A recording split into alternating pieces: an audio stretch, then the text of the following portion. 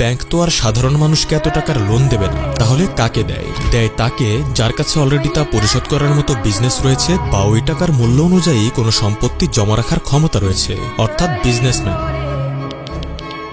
তাই সব থেকে বড় লোন পায় বিজনেসম্যান, তারপর সুপার রিচ, তারপর রিচ, তারপর মিডল ক্লাস। আর গরিবকে যে ব্যাংক একটু গায়ে এসির হাওয়া লাগাতে দেয়, এটাই অনেক বড় বিষয়। তাহলে প্রশ্ন হলো, এত টাকা আয় করার সুযোগ থাকা সত্ত্বেও কেন পৃথিবীর বিভিন্ন দেশে ব্যাংক ফেল হয়? collapse of bank is caused second biggest bank collapse in America के दो banks डूब गए, silicon valley bank, signature bank. কেন আমাদের দেশের ব্যাংকের অবস্থা পুরো দক্ষিণ এশিয়ার মাঝে সবচেয়ে করুণ? ব্যাংকের দেউলিয়া অবস্থায় রয়েছে 5 ব্যাংক, ভয়াবহ সংকটে আর্থিক খাত। উত্তরটা মনোযোগ দিয়ে শুনুন, ভিডিওর আসল ইন্টারেস্ট এখন পাবেন।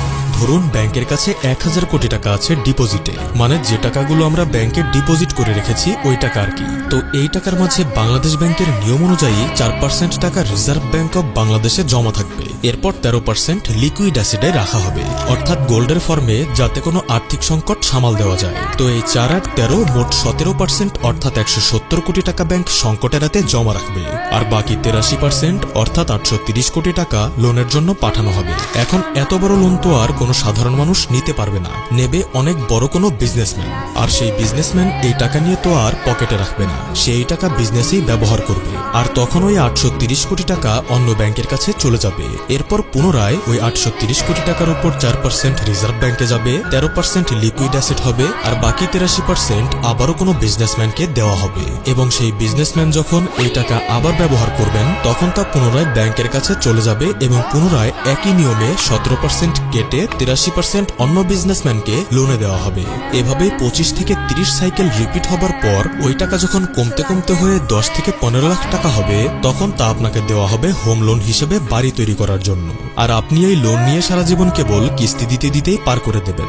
এখন দেখুন, প্রথম সাইকেলের যে 830 কোটি টাকা যা বড় এক বিজনেসম্যানকে দেওয়া হয়েছিল, তার সাথে কি ঘটেছে? তো ওই 830 কোটি বা 500 কোটি বা 2000 কোটি লোন নেয় বড় বড় বিজনেসম্যানরা তাদের কোম্পানির নামে। আর যদি কোনো কারণে কোম্পানি ফেল হয়, লোন শোধ করতে না পারে, তবে আর কি পালিয়ে যায় লন্ডনে। ইন্ডিয়াতে বিজয় মাল্য আর নীরব মোদী এটাই করেছেন। আর বাংলাদেশে হিসাব করলে তো তালিকাই শেষ হবে না। এছাড়াও বিশ্বজুড়ে এ ধরনের ব্যক্তির সংখ্যা অনেক।